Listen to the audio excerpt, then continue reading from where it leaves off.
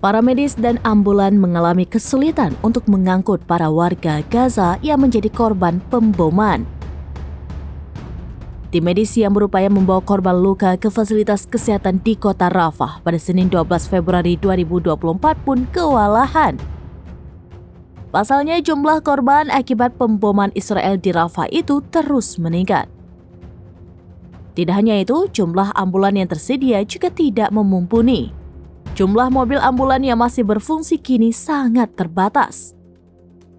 Pasalnya beberapa ambulan sudah tidak bisa digunakan lantaran rusak akibat pemboman Israel.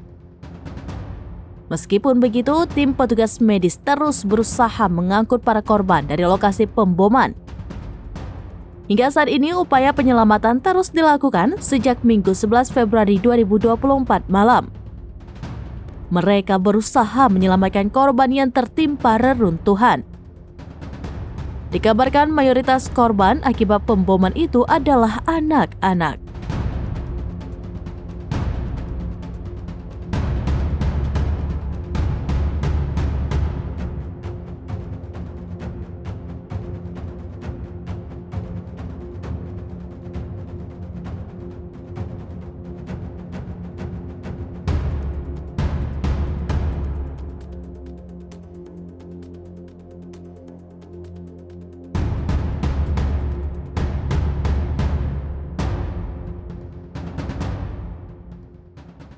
Download Tribun X sekarang, menghadirkan lokal menjadi Indonesia.